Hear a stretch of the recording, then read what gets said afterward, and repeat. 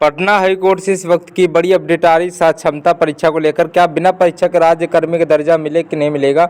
वेतन आपका बढ़ा दिया गया है। छुट्टी आपकी कितनी मिलने वाली? गर्मी होली की ट्रांसफर कितने नंबर पर होगा? कितने नंबर पर पहला चॉइस मिलेगी? पेमेंट कितनी बढ़ा दी गई है? सात क्षमता परीक्षा के बाद में ग्रामीण यहाँ पर नगर निगम में कितना लाभ मिलेगा? कितनी पेमेंट मिलेगी? शहरी क्षेत्र में, नगर निगम क्षेत्र में, ग्रामीण क्षेत्र में, पूरा बताने वाले दोस्तों। ये साक्षरता परीक्षा के बाद अब जो पेमेंट है वो आपकी टोटल बैंक में कितने आएगी और एनपीएस कितना कटेगा, सारी जानकारी देने वाले हैं, तो पूरा वीडियो को ध्यान से देखिएगा।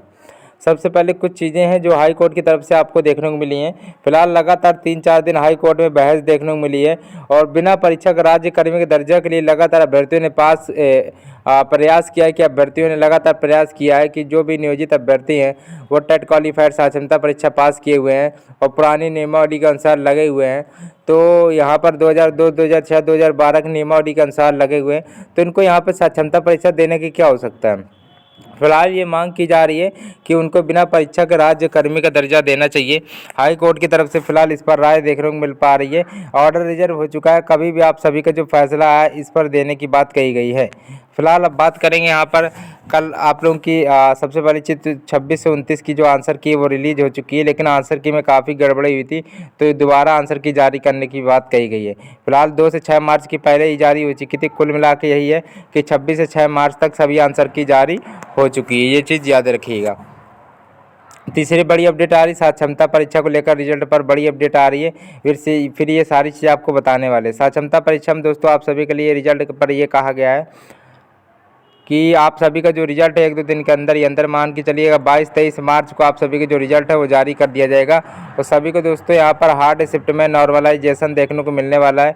बोनस अंक बढ़ाने की बात कही गई। आप सभी को बोनस अंक बढ़ाने की बात कही गई। बड़ी खुशखबरी निकल के सामने आ रही है।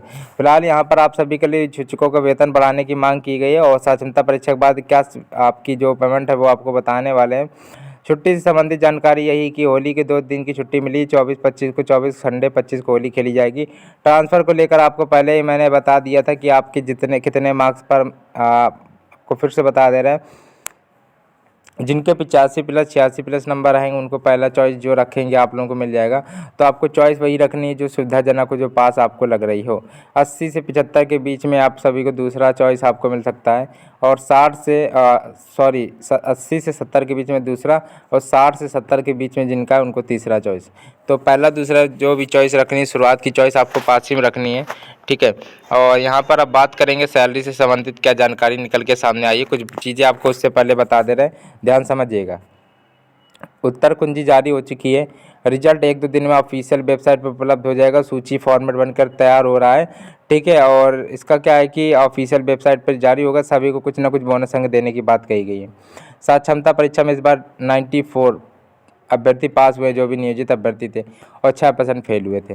आवेदन कितनों ने किया था? 2,55,000 ने आवेदन किया था।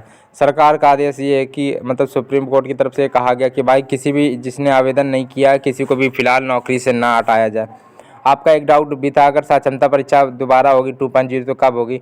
तो अप्रैल के लास्ट में ही कहा गया, लेकिन हाई कोर्ट का आदेश आ गया तो सात क्षमता परीक्षा फिर रोक लग जाएगी, ठीक है। नियोजित अभ्यर्थी बिना परीक्षा के राज्यकर्मी दर्जा मिल गया तो सात क्षमता परीक्षा अप्रैल में देखने को मिल सकती है। 3 बार ऑनलाइन और 2 बार ऑफलाइन परीक्षा देखने को मिलेगी। यहाँ पर आपको अब सभी पेमेंट बताने वाले। सात क्षमता परीक्षा के बाद की जो पेमेंट है वो आपको बताने वाले हैं। सबसे पहली चीज़ तो शहरी क्षेत्र में जो आप लोगों का लाभ है वो 8% का मिल रहेगा, ठीक है। जिसमें पेमेंट आपकी टोटल, रुकना 1 मिनट, जो टोटल पेमेंट है आपकी है 39,500 रुपये। लेकिन अगर बैंक में जब सैलरी जाती है तो आपका एनपीएस कट जाता है। एनपीएस हमेशा 4200 या 4300 के आसपास कटता है, लेकिन हम इसको 4,000 यहाँ पे मान के चल रहे हैं, तो हो गया 34,500 रुपये। बैंक में आएगी 34,500 रुपये। देखो जो बैंक में आएगी वो आप बता रहे हैं, लेकिन हालांकि एक और भी होता है एनपीएस गवर्नमेंट होता है जिसमें 6-7 हज़ार मतलब 5-6 हज़ार प्लस होता है, जुड़ जाता है, आपका ज़्यादा मिल जाता है, ठीक है। तो ये सारी चीज़ें होती है, लेकिन आपको बैंक में कितनी सैलरी मिलेगी 4,000 घटा के आपको बता रहे हैं। नगर निगम क्षेत्र में आपका 6% प्रॉफिट होगा और 39,000 आप लोगों का, इसमें भी 4,000 घटा दीजिए। अगर बैंक में आपको पेमेंट चाहिए तो हो जाएगी 34,000, लेकिन टोटल इतनी बनी तो बैंक में जाकर आपकी 4,000 एनपीएस कटता है। तो अब ग्रामीण क्षेत्र में 4% का लाभ है जिसमें 38,500 सैलरी है, तो 34,500 हो गया, 4,000 हमने घटा दिया एनपीएस, ठीक है।